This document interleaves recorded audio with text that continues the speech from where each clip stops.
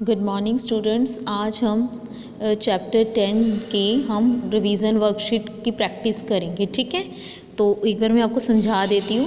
First question है tick the correct answer. ठीक है, tick the correct answer. The angle shown in the figure is, angle बताना है आपको ये कौन सा है।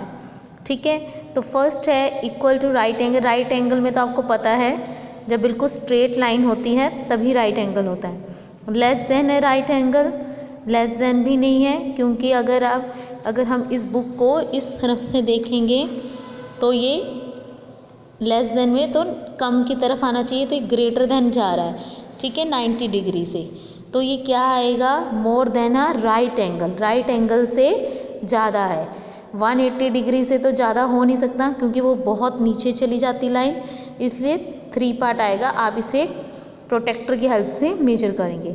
The angle between the minute hand and hour hand 9 o'clock। तो ये मैंने घड़ी बना दी है क्लॉक। आपको वो कह रहा है जो एंगल जो है वो between the minute hand and hour hand 9 o'clock। 9 o'clock कैसे बजते हैं, छोटी सुई 9 पे, बड़ी सुई 12 पे। तो तब कौन सा एंगल बन रहा है, स्ट्रेट बनता है बिल्कुल, तो that is a 90 degree. If P Q R N is angle then the rays forming P Q are.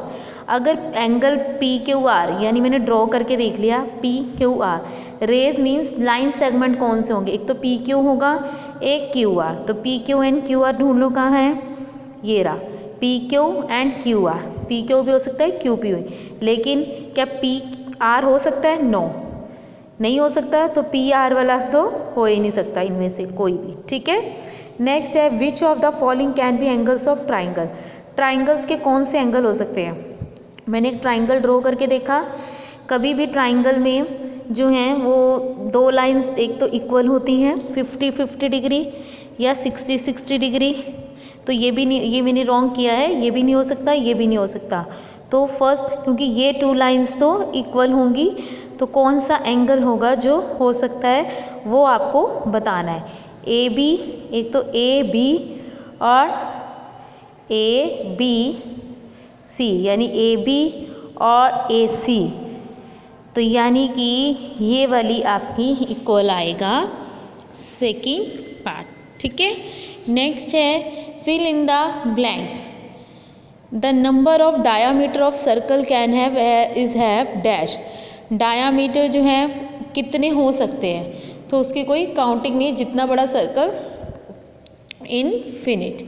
ठीक है, if the radius of a circle is double, तो डायामीटर, अगर रेडियस डबल है तो डायामीटर उसका भी डबल हो जाएगा, तो 4 टाइम, क्योंकि डायामीटर क्या होता है, रेडियस का डबल। तो अगर रेडियस ही डबल है तो डायामीटर भी double.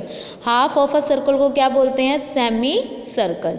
If the diameter of a circle is this, diameter अगर इतना है तो रेडियस कैसे कैलकुलेट होगा, डायामीटर डिवाइड बाय 2, हाफ हो जाएगा इस। क्लियर है। उसके बाद look at the given figures, name 2 lines perpendicular to. A B के ऊपर कौन सी लाइन परपेंडिकुलर हो रही हैं, तो परपेंडिकुलर का मतलब होता है ऐसे कौन सी लाइंस हैं। ठीक है, ऐसे या ऐसे या ऐसे। ठीक है, कौन सी लाइंस हैं, तो ए बी हमारा कहाँ है, ये, तो ए बी के ऊपर एक तो ई बी है और एक ये वाली डी है। क्लियर। और ई बी के ऊपर, ई बी कहाँ है आपका, ये रहा। ई बी के ऊपर कौन सी है बताइए, ई बी किसके ऊपर है, या तो ए बी के ऊपर आ रही है या फिर ई बी के ऊपर ये डी ई आ रही है। क्लियर, तो परपेंडिकुलर्स बताने हैं। Look at the given figures, right true और फॉल। क्या एफ आई इंटरसेक्ट कर रही है जे एच, एफ आई कहाँ है आपका, एफ आई इंटरसेक्ट का मतलब क्या होता है, जब 2 लाइनें ऐसे कट करें, तो एफ आई और उसके बाद जे एच कर रही है ना, कट कर रही है यहाँ पे, तो ट्रू। ठीक है, angle H B C is right angle, right angle वाला तो यू होना चाहिए, तो एच बी सी वो तो लेकिन यू है, तो is a false. Clear. From the given figure name a pair of perpendicular lines, कौन सी हैं, ए बी, ये आपके कोई भी हो सकती है, A B perpendicular to R S, ये भी हो सकता है, C D perpendicular to R S, कुछ भी। आप पैरेलल लाइंस कौन सी, ए बी और सी डी ये भी हैं, और पी क्यू और आर एस भी हैं। क्लियर। नेक्स्ट है आपको नेम्स लिखने एंगल्स के। एंगल बी कहाँ बन रहा है, ये रहा, किसके बीच में बन रहा है एंगल, सी ओ बी के। तो एंगल सी ओ बी, सी किसके बीच में बन रहा है, सी ओ डी या डी ओ सी। ए प्लस बी मतलब ए और प्लस बी को मिला के कौन सा एंगल बन रहा है, ए ओ सी, क्योंकि इसके बीच में ए बी दोनों आ रहे हैं। बी सी किन दोनों के बीच में आ रहा है, B O D. A B C तीनों किसके बीच में आ रहा है, ए ओ डी। क्लियर। तो ये आपने क्वेश्चन 6 तक आपने प्रैक्टिस